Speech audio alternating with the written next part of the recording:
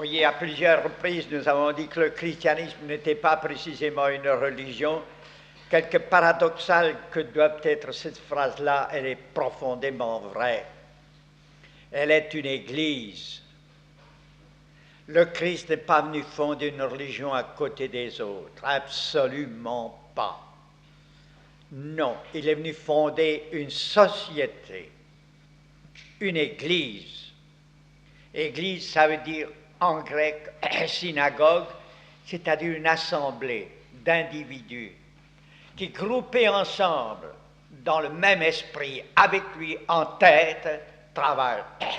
La comparaison de notre Seigneur est très simple. Je suis la vigne, et vous les miens, vous en êtes les sarments. Demeurez bien en moi, et puis portez beaucoup de fruits pour la gloire du Père. Retenez cela.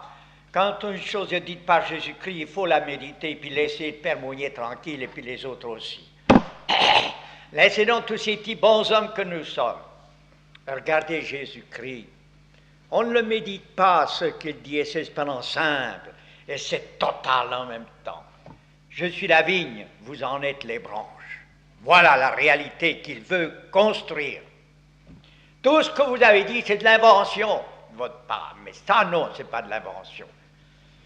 Je suis, ailleurs il dit, le règne de Dieu, ce que je viens de fonder de la part du Père, c'est une graine que je jette en terre, qui va devenir un grand arbre sur lequel se reposeront tôt ou tard les oiseaux du ciel. Il ne vient pas ramasser les oiseaux. Il ne vient pas courir après les oiseaux pour les ramasser au même endroit. Non. Il vient faire un arbre et avec des branches sur lesquelles les oiseaux viendront d'eux-mêmes se reposer. Hein? Là, voilà ce qui fait. Si vous ne suivez pas le concile, ça j'en suis persuadé.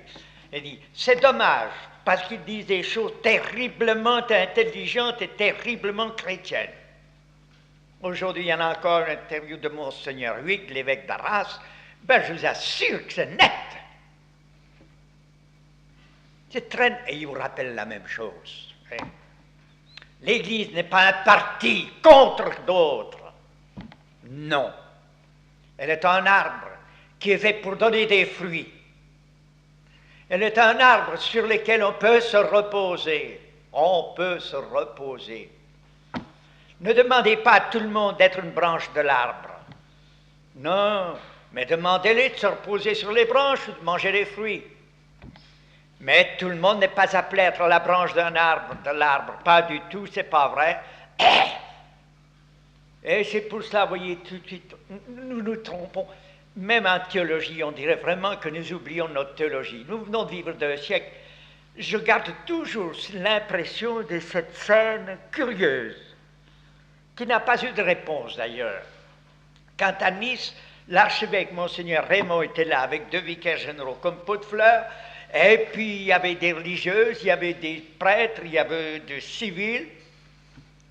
Et je me disais, pour lui qu'il ne dorme pas. Hein? C'était le soir.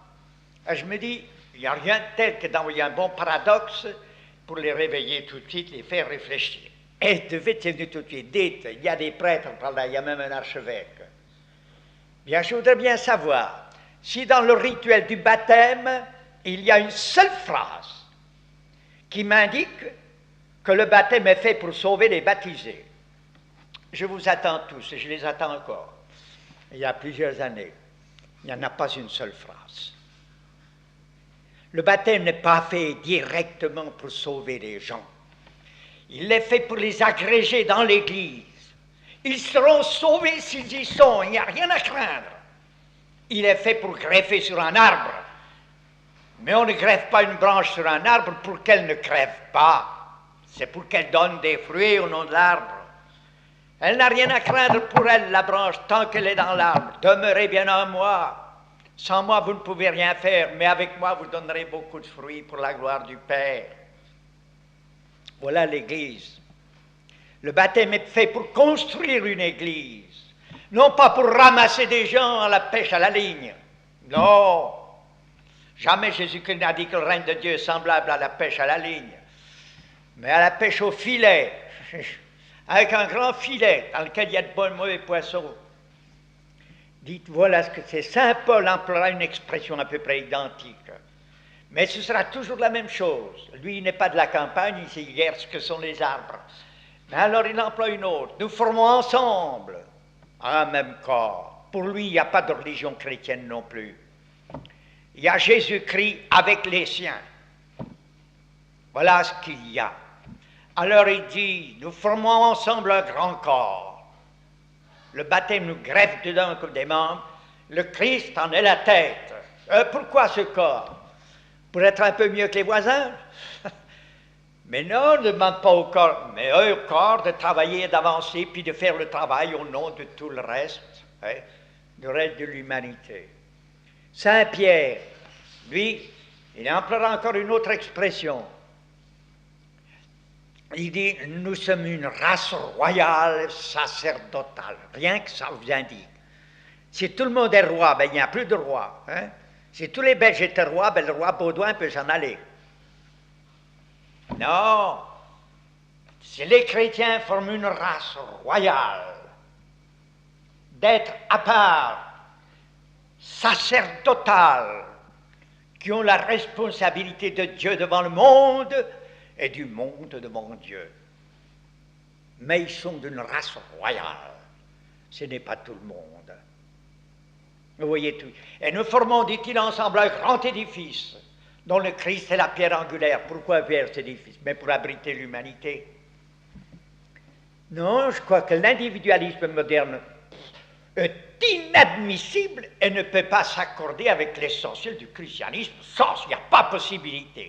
Où chacun se l'est appelé à avoir son petit salut, sa petite sainteté, sa petite perfection. Ça n'a aucun sens. Et vous, vous êtes très bien, n'est-ce pas? Vous êtes tout à fait bien. Comme je disais à quelqu'un qui me disait, vous prierez pour moi, je prierai pour vous. Essayez donc de prier, de ne pas prier pour moi, puis vous verrez.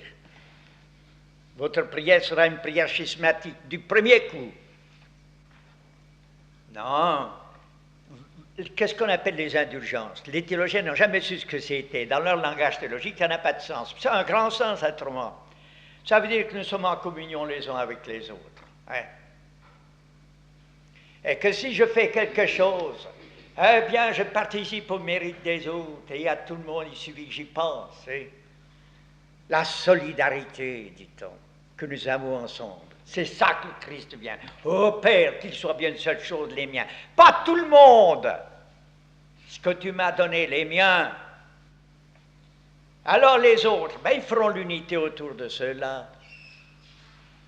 Ça, un temple, une maison pour abriter, un corps pour se mettre en tête de la caravane, un arbre pour fournir des branches et donner des fruits aux autres, un arbre sur les branches duquel on puisse se reposer, voilà les comparaisons.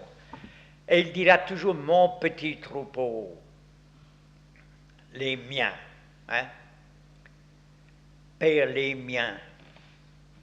Et quand son discours apparaît, ce n'est pas fait à tout le monde directement. Il est fait aux siens, à ceux qui lui donnent leur confiance, à Pierre, Jacques, Jean, les saintes femmes, et tout le monde qui est là. C'est à ceux-là qu'il parle. Il n'a pas le même langage. Plus loin, à la fin, il dira, je te prie aussi pour ceux qui croiront par ceux-là. Mais ce qu'il vit ceux-là, quand il est ressuscité, il n'apparaît pas à tout le monde. Il ne va pas faire une grande manifestation sur la place de Jérusalem avec tambour et clairon. Non, il regarde, il va voir les siens. Marie d'abord, celle qui est au pied du sépulcre-là, et qui désire le voir, et qui est toute navrée de penser que son corps même a disparu. Alors, tout de suite, elle est vraiment des siens. Ensuite, tu iras avertir les miens. Tu iras avertir mes frères. Tu iras avertir mes frères. Lesquels? Les apôtres. Mais il n'a pas apparu aux autres. Du tout! Jamais une manifestation, ni l'apparence d'un miracle. Une fois ressuscité, rien! Il veut simplement faire l'unité avec les siens, avec ceux qui veulent bien lui donner leur confiance. Hein. Et alors il y a cette fameuse phrase dont les prédicateurs ont si bien abusé, multivocatif, pas aussi électif. Ah, beaucoup sont appelés, peu sont élus. Ah oui, oui, je veux bien. Ce n'est pas bête, votre traduction est bonne, à une condition que vous donniez au mot élu le véritable sens qu'il a. Élu ne veut pas dire ce qui n'ira pas en enfer. Élu, ça veut dire choisi, c'est l'élite. Et les mots qui sont choisis ne sont pas des adjectifs en hébreu, ni en grec. Il dit les appelés, c'est la masse. Mais les choisis, là, pour faire le grand travail, c'est un petit nombre. Quoi, un petit nombre comme quoi? Mais ailleurs, il vous dit, vous êtes le sel pour la terre. Il y a le sel, puis il y a l'aliment. Eh bien, les siens, s'ils doivent être le sel pour l'aliment, c'est le petit nombre. Il y a peu de sel pour beaucoup de soupe. Vous êtes le levain. Ce sera une poignée de levain que l'on mettra dans 3 mesures de farine. Vous serez des lumières et des lampes pour éclairer les autres. Me servir tout le long. Prêter une autre intention à Jésus-Christ, c'est vraiment n'avoir jamais lu l'Évangile, comme ont fait tous les modernes d'ailleurs. Hein? Songez que la première édition populaire de l'Évangile date de 1901, en langue française. Hein? Il n'y en avait pas avant, ça n'existait pas. Hein? Et encore, les 4 évangiles en un seul, les épîtres de Saint Paul, il n'en était pas question. Hein? Ben oui, on ne les a pas lus, alors on se fabrique une religion à la grecque, à la romaine, qui n'a plus aucun rapport avec Jésus-Christ. C'est pour ça que nous sommes obligés de nous réformer complètement. Ça n'avait plus de rapport. C'est une église, oh, répétons-le, un groupement, et comme le disait Paul VI encore, s'il n'est pas nécessaire que nous soyons nombreux. Hein? Mais ce qui est nécessaire, que nous ayons la qualité de lampe pour éclairer, de levain, de ferment pour soulever la farine, la qualité de sel pour donner de la saveur aux aliments. Ça, c'est important. J'aime mieux 3 excellents chrétiens vivant ensemble. Tenez, je regarde dans le journal. Hier, avant-hier, puis ce matin encore, je voyais, on racontait les obsèques, non pas de Kennedy, les obsèques d'un jeune Algérien. Je l'appelle jeune parce que de mon temps, il était jeune. C'était mon meilleur collaborateur en Algérie. C'est avec lui que nous avons fondé toutes les œuvres de jeunes de l'Algérie. C'était un petit bonhomme qui n'était pas riche. Il avait une femme remarquable, aussi chic que lui. Ils sont arrivés à fonder tous les syndicats, toutes les œuvres de jeunes, et c'est sur lui que tout s'appuyait. Si bien qu'on lui fait des obsèques presque nationales en Algérie.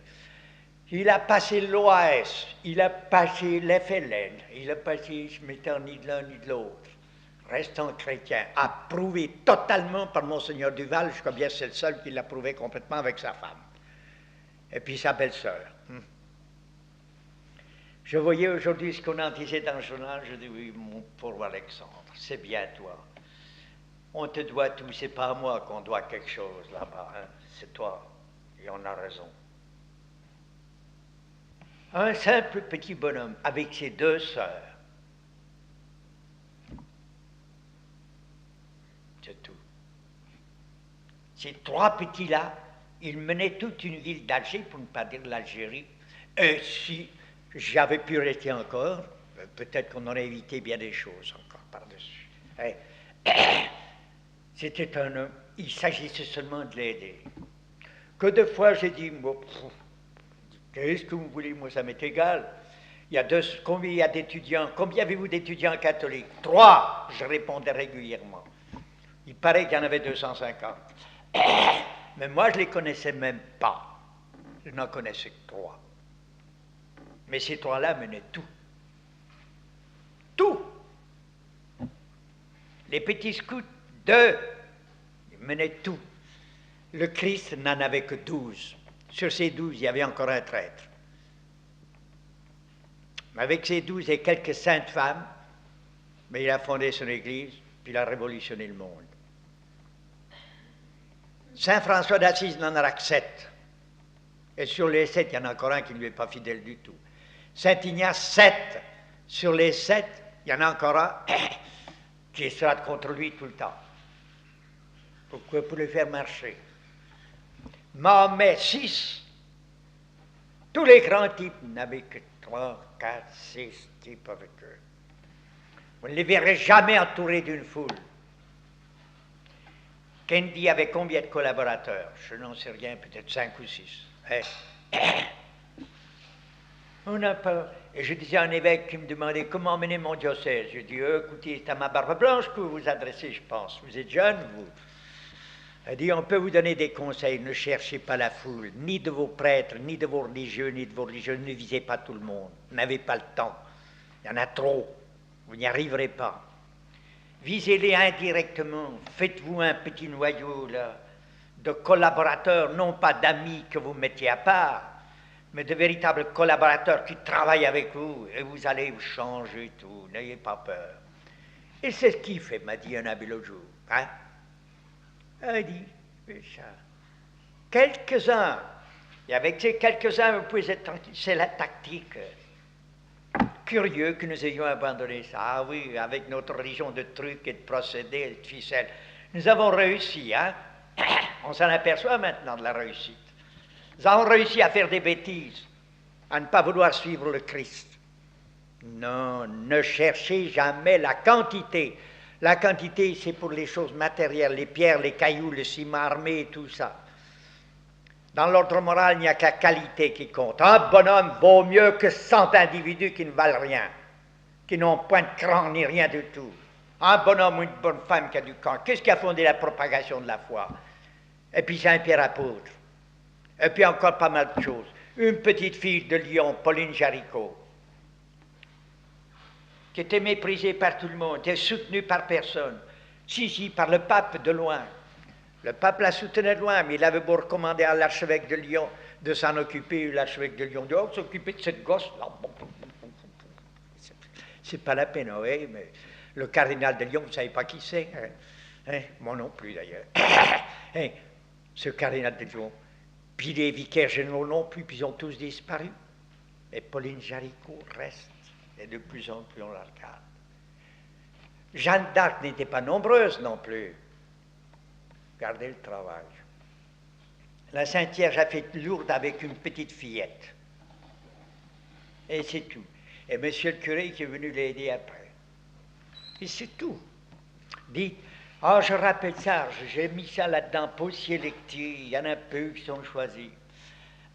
La révolution russe, elle s'est faite avec 3 types. 3 qui à un moment donné, quand on dit la vie, Lénine se demandait, quoi, qu'est-ce qu'on va faire? Il ne savait pas. Il dit, allez, hop, son énergie, il envoie un télégramme au maréchal Broussilov, allez, rentrez à Saint-Pétersbourg. Et puis aux autres, hop, 3 bons hommes ont mené 120 millions d'hommes. Et toute une organisation énorme, qui était l'organisation tsariste. Seulement, ils savaient ce qu'ils voulaient. Ils faisaient des retraites, ceux-là. Les retraites, ce n'est pas fait pour se confesser. On se confesse si on veut. Si on a besoin de purger, on se purge. Mais c'est fait pour autre chose. C'est fait pour faire des types dynamiques. Des types qui ont vu clair. Qui, ayant vu clair, sauront où ils vont et pourront conduire les autres. Voilà pourquoi c'est fait. Et si vous êtes chrétien, si vous faites chrétien, vous mettre là, avec le Christ, et puis pas faire des choses extérieures, il ne s'agit pas de ça. Être avec lui et faire votre petit boulot. Sans savoir si on mettra votre nom sur le journal ou pas, ça n'a pas d'importance, ça. Hein? Il vaut mieux qu'il n'y soit pas, sur le journal. Mais que vous continuez à faire votre travail. Alexandre Chollet a travaillé à Alger, oui. Ben Bella a envoyé 4 ministres au cimetière, Saint-Eugène, au cimetière catholique, pour en parler de lui. C'est vrai. On ne dit pas un mot de sa femme.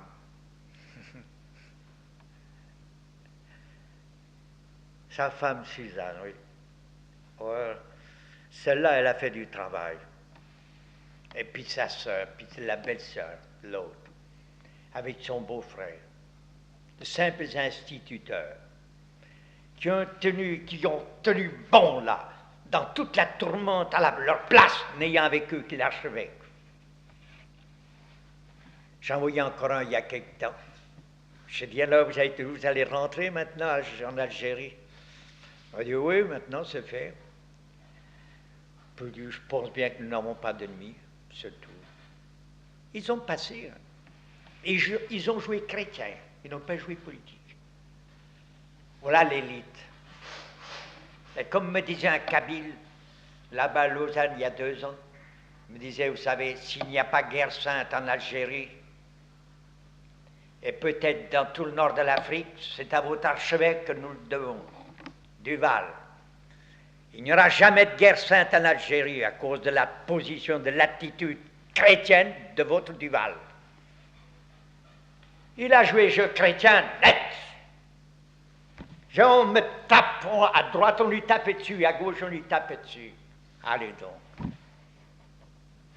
Que voulez-vous? Ça, c'est la tactique de Jésus-Christ. Je vous le rappelle, c'est extrêmement important. Ne faites pas du christianisme un ensemble de trucs et de procédés pour se sauver, je vous en supplie. Vous introduisez la plus grande des hérésies possibles dans le christianisme. La plus grande des erreurs. Ce n'est pas ça.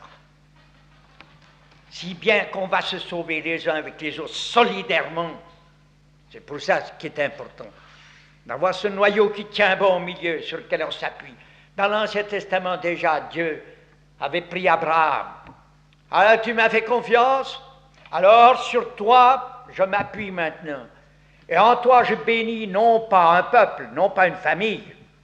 S'il ne s'agit plus d'une promesse pour toi, je bénis toutes les générations humaines. Parce que toi, un humain, tu m'as donné ta confiance totale. La petite Thérèse de l'Enfant Jésus a plus fait, hein, au point de vue apostolat peut-être que Pie XI. Hein. Et Pie XI le disait d'ailleurs. Cette petite, il faut la mettre à la tête de l'Action catholique et des missions. On n'a pas pu la mettre à la tête des missions, il y avait déjà un, puis c'était un homme, et un jésuite par-dessus. Mais on l'a mis tout de suite après. Une petite fille, comme un carmélite cloîtrée de 27 ans. Ouais. Et je me souviens très bien, quand j'étais en Égypte, un jour, on m'emmène prêcher, il y avait une église qu'on construisait à la petite Thérèse de l'Enfant Jésus. Comme j'étais le prédicateur côté, alors le père Carme qui fondait cette église m'a invité pour la fête de Sainte Thérèse. Bon, j'y vais. J'arrive là, je regarde dans l'église, je vois des musulmans, des coptes, des schismatiques qui ne comprenaient pas un mot de français. Hein? Quelques Italiens qui n'en comprenaient guère plus. Hein? Je dis, mais dites donc, à qui est-ce que je vais parler? Mais à ce monde-là, je dis, mais ils ne savent pas le français. Qu'est-ce que ça peut faire? Ça n'a pas d'importance. Ils comprendront, ce n'est pas pour vous qu'ils viennent. C'est pour Sœur Thérèse de l'Enfant Jésus. Et on était obligé de barricader la cour pour que les musulmans n'enfoncent pas pour venir vénérer la statue de Sœur Thérèse de l'Enfant Jésus. Et je vois telle femme qui perdant sa fille, crier à une musulmane dans un enterrement musulman. Ma fille, elle était aussi belle, aussi sainte que la Thérèse des chrétiens. Regardez-moi ça. Et puis l'Église, une bonne partie de l'argent du commencement a été fourni par Sedki Pacha, qui était alors le dictateur de l'Égypte. C'est curieux. Impression. Dites, attention, vous êtes le sel pour la terre, n'oubliez pas ce qu'a dit Jésus-Christ, ces comparaisons à lui sont bonnes. Le sel, le levain, la lampe, voilà, les autres, eh bien, pourvu qu'ils voient, c'est tout ce qu'il faut, hein, pourvu qu'ils voient leur chemin. Le levain, pourvu qu'ils lèvent, du levain, allez, semez n'allez pas tellement nombreux en Afrique, allez-y quelques-uns, mais qu'ils soient vraiment bien. Allez fonder un foyer de charité. On ne vous demande pas d'être 80 ou 100. Non, parce que le plus petit commun dénominateur sera trop gros. Non, non, il vaut mieux être bien peu nombreux. Et puis alors, mais alors, s'entendre comme les doigts de la main, ah ça, c'est essentiel. Et puis, ne vous inquiétez pas, vous jouez le jeu de Jésus-Christ. La première chose à faire, c'est ça. S'entendre, travailler ensemble, former groupe solidaire et en avant. Donc vous n'avez rien à craindre, vous avez Dieu avec vous. Vous avez l'Esprit Saint qui travaillera, il n'a besoin que d'instruments, ben vous lui êtes un instrument splendide. Si vous voulez faire votre travail à vous, puis chacun de son côté, ça fera ce qu'on appelle en français un conglomérat. Et on ne fait pas des maisons avec des conglomérats. Hein? Vous savez ce que c'est qu'un conglomérat? Non, pas vous. Hein? Non, ben, un conglomérat, c'est des cailloux qui sont à la côté les uns des autres, en tas dans un coin. Mais ce n'est pas une maison, ça. Non. Il faut que les pierres soient ensemble, se tiennent ensemble, soient bien là, ferment ensemble. Alors on peut habiter dedans, mais on n'habite pas un conglomérat. C'est ça que veut Jésus-Christ. Le reste, oh, c'est le reste. Hein? C'est le reste. C'est le reste. Et c'est pour cela, quand je connaissais un évêque, quand il allait dans les congrégations religieuses ou ailleurs, où il était malin, il était intelligent plutôt. Pas malin, mais intelligent. Il arrivait, il ne s'occupait que d'une chose. Est-ce qu'on s'entend bien dans la maison? On travaille bien ensemble? Le reste, ça lui était égal. Mais ça, il mettait l'accent là-dessus, toujours. On s'entend bien ensemble? Oui. Et Monseigneur Marty arriva à Reims, l'archevêque de Reims a dit, « En charité, il dit, nous venons ici, vos prêtres, et vous les laïcs, tous ensemble, hein, pour être un vrai foyer de charité, pour tous nos 2 départements qui forment notre diocèse. » Il n'a pas dit aller faire du prosélytisme, aller ramener du monde à l'église et ailleurs. Il s'agit bien de ça. J'aime mieux 12 personnes à l'église, mais qui se tiennent ensemble et veulent travailler, que 800 qui s'y embêtent, hein, et qui accomplissent simplement leur devoir. Puis après, ça aboutit à quoi? Vous aurez fait votre devoir. Vous aurez la conscience tranquille. Malheureuse tranquillité. Hein? C'est la paix qu'il faut avoir et pas la tranquillité. Vous ne devez avoir la paix que lorsque vous aurez rayonné tout ce que vous avez reçu autour de vous. Et ensemble, voilà, c'est pour cela, je vous rappelle cela dès le commencement, puisque nous voulons travailler avec le Christ, et les exercices sont faits pour ça. Faire des hommes liges du Christ, comme Paul, comme Pierre, qui travaillent au nom du Christ, avec la méthode du Christ autant qu'ils peuvent. En tout cas, qui se mettent à la disposition du Christ. Ils ne vont pas tout faire. Non, non. Pierre, qui est le grand bonhomme là dans l'affaire, il est plus grand que Saint Paul. Il dit, si on pouvait, s'il y a des tailles à mettre, c'est un immense bonhomme. Que ce bonhomme ait accepté Saint Paul, cet énergumène, c'est lui-même qui s'appelle énergumène, mais il a raison. Il l'a accepté nettement. Il a vu ce qu'il y avait. Puis il a dit à Paul, écoute, tu connais le grec, tu as une éducation grecque en même temps, tu es intelligent, tu as quelque chose que je n'ai pas. Si tu veux, tu t'occuperas des païens et des grecs. Moi, je m'occuperai des juifs, si tu veux. Les juifs, autrement dit, d'une petite poignée de bons hommes, rien. Puis là, lâche il reste, dit, à Paul, à toi, Paul, à Corinthe, la Grèce, Rome, allez, va!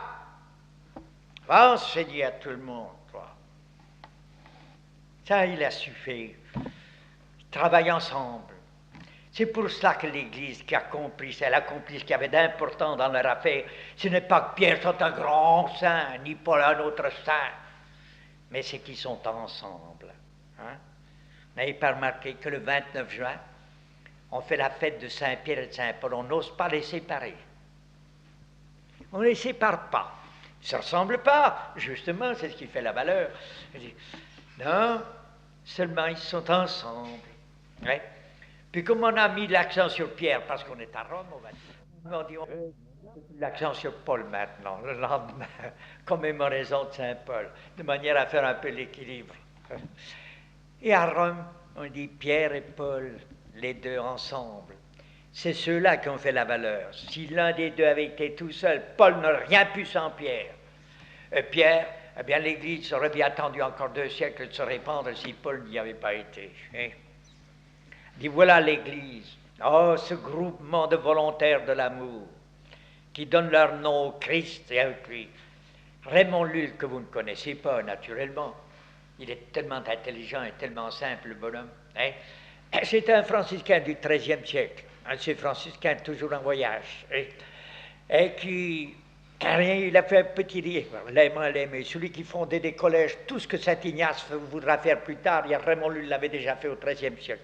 Chez nous, dans la compagnie, on n'en parle pas, on dirait qu'on a peur de n'être pas assez originaux. Je dis, ça m'a toujours un peu scandalisé, j'avoue. Je dis, comment? Mais Raymond Lull avait déjà trouvé tout ce que Saint-Ignace et les premiers jésuites ont fait.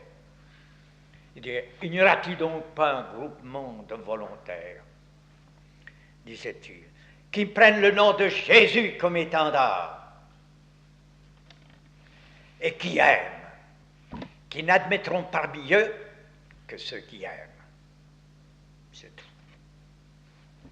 Voilà le rêve. C'est le rêve de l'Évangile, le rêve de Jésus-Christ. Y être malgré ses misères. Saint Paul a des misères, c'est un énergumène. Il est énervant. Et pour quelqu'un qui a l'habitude de lire les épîtres de Saint Paul, ça finit par vous donner sur les nerfs. Oh. Heureusement qu'à la fin, il est prisonnier, elle est un peu plus calme dans l'épître aux Éphésiens. Mais où est que l'épître aux Galates, l'épître aux Corinthiens, les épîtres aux Corinthiens, bon, il y a de quoi. Et moi qui l'aime beaucoup, et qui ne suis pas non plus tellement tranquille, eh bien, malgré ça, non, il va trop fort, quoi. Il va trop fort. On le lui a dit souvent, d'ailleurs. Hein. Et puis, il y avait Saint-Pierre à côté, hein, qui ne fait pas de bruit, mais qui soutient Saint-Paul. Et le soutient épatamment, même quand Saint-Paul lui tombe dessus, ce qui n'est pas très bien, hein. Vous ne voyez pas le cardinal Octaviani tombant sur le pape. J'ai dit, non. Il lui dit, dis donc Pierre, j'ai fait un reproche à Pierre parce qu'il faisait ça. Je lui ai dit, c'est pas comme ça qu'il faut faire. Puis Pierre regarde, tu as raison Paul, c'est ça, ben, je vais faire comme tu dis. C'est un grand homme, hein. Celui-là est un très grand Saint-Pierre. Avoir accepté de collaborer d'une manière aussi étroite avec... Ça, c'est l'Église. Hein? Et tous les deux ensemble, ils font du bon travail. Hein? Alors maintenant, pour travailler au compte du Christ, alors je disais hier soir, attention, donnez-lui la première place, s'il vous plaît. Ne faites pas une place à Jésus-Christ dans votre vie si vous voulez travailler à son compte. Les membres ne font pas une place à la tête dans le corps. La tête n'est pas un membre du corps. Mais les membres du corps suivent la tête. Les branches ne commandent pas à l'arbre. Non.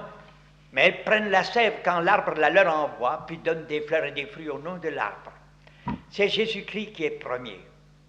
Jésus-Christ qui est même tout en nous. Alors, en avant, il faut regarder ça c'est très fort. Mettre Jésus-Christ le premier. Comme disait Jeanne d'Arc, le premier servi. Puis après, on verra bien. Tandis que nous commençons à faire notre plan de vie. Hein. Puis on dit, on va voir si Jésus-Christ m'aidera un peu. Ça y est, vous y êtes. Il ne peut pas vous aider, c'est pas possible. Ce n'est pas possible, c'est contraire à l'ordre des choses. C'est à vous mettre à sa disposition pour faire son boulot et son travail. N'allez pas, c'est un peu comme si quand nous disons la messe là-haut, on dit, oh, je pense bien que Jésus-Christ m'aidera à faire la consécration. Non, c'est Jésus-Christ qui fait la consécration. Puis moi, je lui prête ma voix pour qu'il dise, ceci est mon corps. C'est pas Jésus qui ne vient pas m'aider. C'est moi qui viens lui présenter ma bouche. Hein? Puis qui vient présenter tout ça à l'Église. Avec moi. Mettez-vous avec moi, puis comptez sur moi. N'ayez pas peur. Vous pourrez... Oh, quand je rencontre des gens qui vraiment s'appuient sur Jésus-Christ de toute leur force, j'en ai une joie quelquefois, hein, qui me fait dormir, tellement ça me fait du bien. Je l'ai rencontré il y a 2 ans, c'était en Suisse. C'était en Suisse par là-haut. Puis il y en a qui parlaient de bouddhisme zen, il y en a qui parlaient de tout ça. Puis il y avait là quelqu'un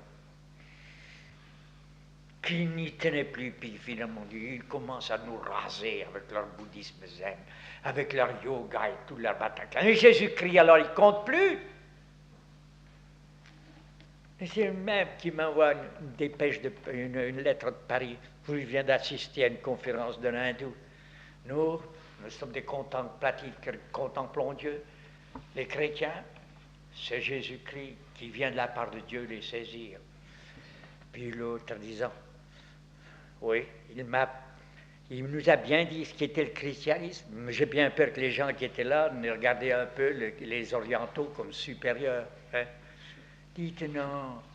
Ah, quand on voit quelqu'un qui donne sa place à Jésus-Christ, alors ça va, l'avenir est à lui. Pourquoi? Puisqu'il est à Dieu. Alors la deuxième ensuite, je vais simplement, deuxième condition, après avoir travaillé avec lui, hein, et ensuite être disponible. J'ai mis la disponibilité.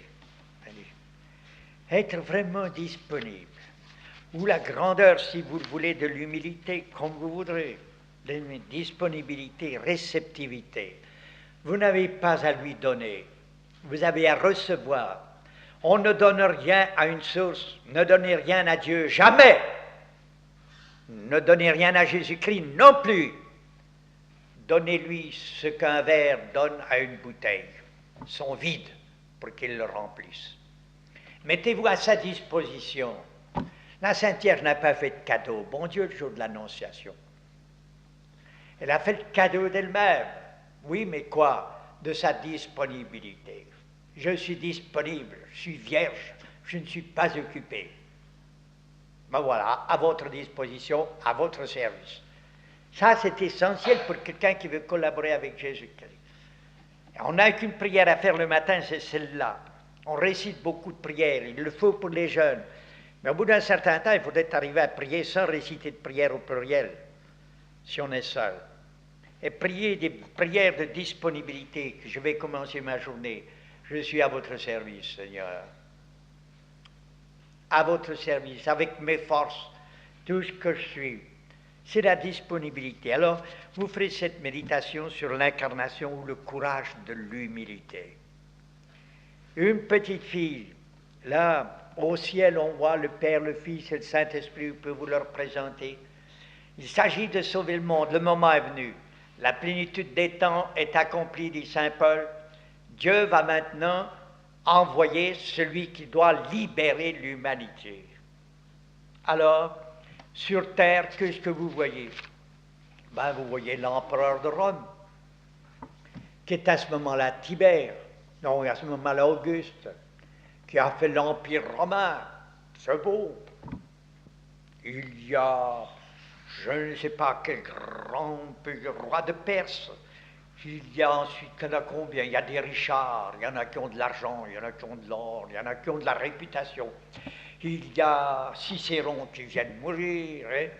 Il y a les grands vertueux, Sénèque et Épithète qui commencent à surgir. Il y a tout ce monde formidable. Et la Trinité et Dieu va choisir là-dedans, voyons, qui pourra collaborer avec moi pour faire celui qui doit sauver le monde. Et il regarde. Et il laisse tomber Auguste et l'empereur de Rome. Il laisse tomber les grands Richards, les grands intellectuels. Il laisse tomber les grands vertueux stoïciens. Il laisse tomber tout ça pour prendre quoi? Une petite fille. Quand vous voulez une comparaison pour la Sainte Vierge, c'est Bernadette Soubirous. D'ailleurs, elle le dit elle-même. Oh, comment est-elle, celle qui t'a apparu, cette dame? Oh, elle a mon âge à peu près. Elle a mon âge à peu près. Et le ciel voit cette petite fille de rien, qui n'a ni emploi ni rien, qui est malheureuse, ni rien. Plus tard, la maîtresse des novices de Bernadette dit à moi, maintenant, depuis que j'ai vu Bernadette, je ne crois plus à Lourdes. Que la Sainte Vierge ait choisi une petite fille aussi bête que ça, pendant qu'il y en avait tant d'autres intelligentes. C'est très bien, c'est très joli. Eh bien oui, c'est la petite bête, l'imbécile, qui ne savait ni lire ni écrire, qui ne connaissait pas encore son catéchisme. On ne lui avait pas encore fait le catéchisme. Pourquoi M. le curé n'avait pas le temps? Il prenait ceux qui savaient lire et écrire. Eh oui, c'est celle-là que la Sainte Vierge a choisie. Pourquoi? Parce qu'elle était la plus disponible, probablement. La moins occupée. pour faire enrager les dames du Sacré-Cœur que j'aimais beaucoup dans le vieux temps. Je leur disais toujours, mes pauvres mères, il n'y aura jamais de révélation dans vos élèves, vous pouvez être tranquilles. Hein? Pourquoi? Elles sont trop bien. Puis elles sont plus ou moins, vous les menez jusqu'à la licence. Licence lettre, jamais le bon Dieu ne prendra des licenciés comme ça, du premier coup, pour faire ses révélations. Pour faire le travail, oh ouais, il prendra des licenciés, au contraire, Moïse, etc., grand type. Mais pour la révélation directe, quelqu'un qui ne fait rien. À Châteauneuf-de-Galard, ce n'est pas le père Finet qui a commencé, c'est Marthe Robin. Une fille paralysée, dans son lit, rien, sans le sou, rien, c'est celle-là. Et quand il y a une commission à faire, c'est à celle-là que la Sainte Vierge le fait, que notre Seigneur l'a fait. Que voulez-vous, c'est la tactique de Dieu. Donnez-moi donc des gens disponibles, je suis l'infini, je n'ai pas besoin de votre force. Je suis la force même, je suis la puissance même. Je n'ai pas besoin de votre petite force, moi. Pourquoi me servirait-elle? Elle me gênerait. Comme il le dit à Saint Paul, j'ai besoin de ta faiblesse, Paul. J'ai besoin pour montrer ma force. J'en ai besoin. Il veut des gens disponibles, non pas des gens qui ont des quantités de choses. On dit avec ce type-là, ce qu'on va faire. Ce qu'on va faire avec ce type-là. Il dit, je ne sais pas. Ouais. On demande donc quelqu'un qui soit bien entre les mains de Dieu, qui lui dise, me voici, à votre service, et Tianchi la Domini. Voici la servante du Seigneur. Et Dieu regarde sur terre, ce genre humain, et il voit cette petite fille. Comme elle dira, respectit humilitatem. Il a regardé non pas mon humilité, non, elle n'est pas fière de son humilité, non, ma bassesse. Elle a regardé que je n'étais rien du tout. Ouais. La vraie bassesse confiance. On l'a fiancée, la pauvre petite, elle est dans un état épouvantable, on l'a fiancée à Joseph, elle ne tremble pas. Elle a une telle confiance en Dieu. Elle est à son service. Elle n'a peur de rien, elle pourrait avoir peur de tout.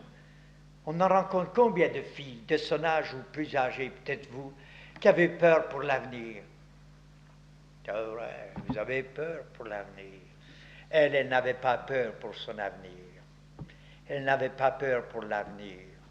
Elle n'avait peur de rien. Elle avait confiance en Dieu. Ah, oh, bienheureuse, lui dira Élisabeth, toi qui as fait confiance, oh grand Dieu, que tu es heureuse. Alors Dieu était obligé de mettre sa puissance à ta disposition. Ah, elle est humble, elle est douce, elle est pure, elle est simple, elle est abandonnée, cette petite-là. Rien que ça. C'est un dénûment qui attend. Et Dieu recherche de telles âmes. Quand il les a trouvées, il est heureux. Ah, je vais pouvoir faire du bon travail avec. Hein? Et souvent il réduit quelqu'un à rien.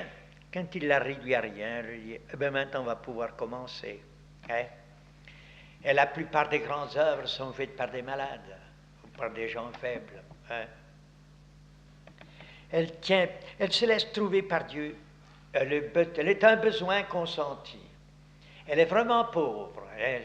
Ah, vraiment. Elle est peinée, oh, bien sûr, elle est affligée. Puis ensuite, elle a faim et soif de justice. Elle est pacifique.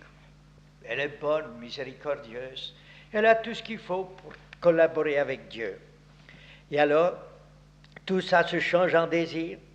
Parce que tu es un homme de désir, je suis venu, avait dit l'archange Gabriel à Daniel. Le même archange dit à Marie, salut Marie, pleine de grâce, le Seigneur est avec toi. En regardant cette fille, hein, l'ange la voit, il ne la voit pas. Pleine de grâce. La grâce de Dieu, le don de Dieu est en toi, et te remplit complètement. Que mon Dieu, qu'un jour j'ai reçu un vrai soufflet.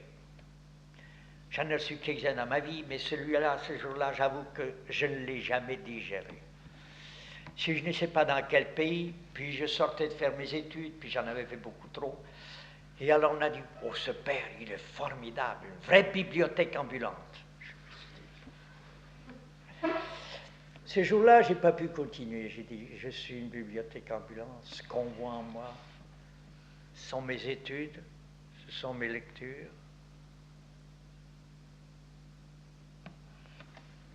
Alors j'ai eu l'impression, il dit, bien, je suis un obstacle à Dieu. Non, les lectures, c'est pour le prochain. Allez, tant que vous voudrez. Mais devant Dieu, rien à faire, zéro. Soyez à zéro. Si vous ne l'êtes pas pendant votre vie, vous ne réduirez à rien pendant la mort. La vieillesse, ça consiste à revenir à zéro tout doucement ou rapidement. Mais vous êtes tranquille. L'autre jour, quelqu'un me faisait un compliment, bien mieux que ça. Il me dit, oh, ouais, vous avez déjà 3 ans et demi, encore un peu, vous arriverez à 1 an. Je me suis dit, ah, ça c'est bien dit. Le vieillard, c'est celui qui tout doucement retombe en enfance. Tout doucement. Et qui ne veut plus même se mener, rien du tout, tout doucement, tout doucement. Dieu le ramène à zéro pour pouvoir le recommencer, le faire renaître. C'est ce qu'il disait à Nicodème, qui était un professeur merveilleux, probablement. Il défendra même notre Seigneur, il aura du courage. Nicodème, il faut renaître à nouveau, d'eau et d'esprit, pour rentrer chez Dieu et pour le voir. Tu es trop savant. Quand tu m'auras vu pendu à la croix tout nu, dégoûtant, insulté comme un imposteur, blasphémateur, à ce moment-là, tu croiras. Pour le moment, non. On ne peut pas. Ah, dit, que voulez-vous? Oh, salut plein de grâce. Elle fut troublée et se demandait ce que ça pouvait être, cette salutation. Elle est là. Je crois bien qu'elle puisse se demander, ben, enfin, qu'est-ce que ça signifie, ça? Et l'ange lui dit, ne craignez pas, Marie. Vous avez trouvé grâce devant Dieu. Voici que vous concevrez, vous enfanterez un fils. Vous l'appellerez du nom de Jésus. Il sera grand, il sera appelé fils du Très-Haut. Le Seigneur lui donnera le trône de David, son père. Il régnera sur la maison de Jacob. Son règne n'aura pas de fin. Il lui répète l'Ancien Testament. Elle en avait tant pensé, non pas pour elle. Oh, que Dieu un jour devait venir sauver son peuple. Eh bien, elle ne proteste pas de son indignité trop certaine. Elle ne doute pas de la puissance de Dieu, elle. Comment le bon Dieu ferait ça avec moi? Et pourquoi pas? Pourquoi pas? Parce que vous n'êtes pas assez bien. Mais il n'en a pas besoin que vous soyez bien. Il a besoin de vous, que vous soyez bien disponible pour que vous puissiez faire. Comment cela se fera-t-il? Je ne connais pas d'homme, dit-elle. Elle a fait vœu de virginité. Elle s'est engagée elle-même et dit non, je n'aurais pas été d'accord avec Joseph. Alors, l'ange lui dit, l'Esprit Saint surviendra sur vous, et la vertu du Très-Haut vous couvrira de son ombre. Pour cela, l'enfant né saint sera appelé fils de Dieu. Ah, cette expression, au bon brabit, il vous couvrira de son ombre. On peut traduire, je crois que c'est peut-être mieux traduit, il vous mettra à l'ombre. Dieu ne travaille jamais en faisant de bruit. Il met généralement à l'ombre quand il veut faire du bon travail. Il met les gens à l'ombre. Ensuite, il se servira pour le prochain, mais pour lui. Il a besoin de son travail à lui. Il a besoin de l'ombre, de la discrétion, de Dieu. Dieu est discret. Dieu n'aime pas le bruit. L'ami du Père Foucault disait le silence, le tonnerre de Dieu. Et oui, Dieu agit là, dans la lumière atténuée de la nuée, dans l'eau. Or, Marie dit, voici la servante du Seigneur, qu'il me soit fait comme vous dites. Le courage de l'humilité. Hein? Que de fois j'ai vu des appréciations des gens très bien. Avez-vous vu ça? Avez-vous vu cette personne? Avez-vous vu celui-ci? Je crois qu'il va faire du bon travail. Hein? Pourquoi? Il ne peut plus se remuer. Et il a confiance quand même. Oh, il dit, ben, vous arriverez. Marie dit, voici la servante, qu'il me soit fait comme vous. Elle a le courage de l'humilité, de la bassesse de confiance. C'est le néant consenti. Bon, elle ne trouve pas extraordinaire. Je raconte toujours l'histoire parabole qui me revient toujours lorsque je lis cette méditation. C'est là-bas à Versailles qu'en prêchant déjà à des professeurs, Je vois une religieuse du Cénacle qui s'amène, et puis elle s'approche de moi tout doucement, un peu timidement. Puis alors, finalement, quand même, je me souviens, j'avais la fièvre, c'est ce qui me fait souvenir du jour. Je m'approche, je dis, ma soeur, vous avez quelque chose à me dire? J'ai dit, oui, père. Nous avons ici 60 petites Bernadettes de la banlieue parisienne. Elles sont venues faire une retraite, mais leur prédicateur les a oubliées. Et on a téléphoné, il passe ses vacances dans le Périgord. Alors, il n'y a personne. On ne peut pas les renvoyer chez elles, ces petites-là. Elles sont du peuple, par-dessus. Et alors, qu'est-ce que vous voulez? Vous voulez pas que je leur prêche leur retraite? Oh non, père, ça vous fatiguerait trop. Mais vous pourriez leur dire un mot au commencement, et puis moi je continuerai après. Je dis oui, je vous connais. Si je dis le premier mot, il faudra que je dise le second, puis le troisième. Je vous vois venir déjà. Mais en même temps, il y avait ces petites qui étaient là à côté, 60, qui me regardaient. Il y en avait une surtout que je n'oublierai jamais. Je ne la connais pas plus que ça. Je vois son habit, tout. Il n'y en a pas ici qui l'ont. Il y en a qui ont des robes qui approchent, mais ce n'est pas tout à fait ça. Je vois tout de suite à côté de la sœur. Oh. Je dis à la sœur, je dis aux petites plutôt, dis donc les petites, mettez-vous dans la salle là à côté avec la sœur. Puis j'irai, je vous poserai une question. Si vous me répondez bien, je vous prêche toute votre retraite, en même temps que les autres. Et voilà les petites qui vont avec la sœur dans la salle à côté. Mon Dieu. Versailles, pour moi, c'est ça. Hein? Ce n'est pas le palais de Louis XIV. Hein? Je vois, alors mes petites, vous allez me dire quelle est la plus belle des vertus. Hein? Et je vois la petite fille au carreau noir et blanc qui se lève simplement. C'est la simplicité. Oh mon Dieu. J'avoue que je ne m'y attendais pas. La simplicité, oui. Il ne faut pas demander qu'est-ce que la simplicité. Les enfants n'aiment pas les noms abstraits. Hein. Qu'est-ce qui a été si simple que ça? Elle se relève, la Sainte Vierge. Quand l'ange lui a dit qu'elle serait la mère au bon Dieu, eh bien, elle n'a pas fait de manière, elle a dit oui. Et alors j'ai dit, eh bien moi aussi, je ne fais pas de manière. Je vous dis oui, je prêcherai votre retraite. Et je leur ai prêché leur retraite en même temps qu'au professeur. Dites la Sainte Vierge. Finalement, vous ne l'entendez pas dire, mais je suis indigne. Oh, on lui en choisir une autre. Oh, non. Pourquoi? C'est toi que je veux. Mais moi, je suis un être dégoûtant. Ben, c'est peut-être ce qui plaît le plus au bon Dieu. Il a besoin de ça. Au moins, tu ne t'appuieras pas sur toi. Hein? Parce que si tu t'appuies sur toi, il ne peut pas, lui, s'appuyer sur toi et te servir de toi. Et voilà la fameuse annonciation, l'incarnation. Comme disait le père l'Allemand, la seule chose vraiment étonnante dans l'histoire du monde.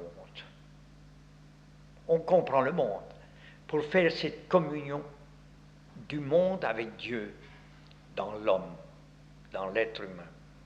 Sans quoi le monde n'a pas de sens, ni Dieu non plus d'ailleurs. Hein? N'aurait de sens ni l'un ni l'autre pour nous. Rien. Et alors il choisit cette petite fille.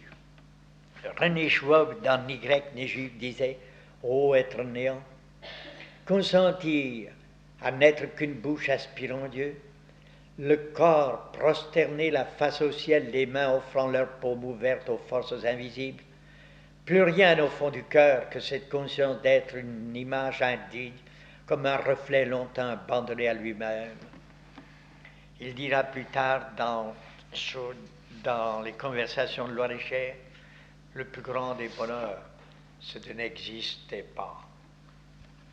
De n'être que celui par lequel passe cette lumière et cette vie en nous continuellement renaissante et jaillissante. À ce moment-là, vous permettez à Dieu de donner sa mesure. Examinons-nous, est-ce que nous ne gênons pas trop Dieu par notre manque de simplicité de choses et nos inquiétudes?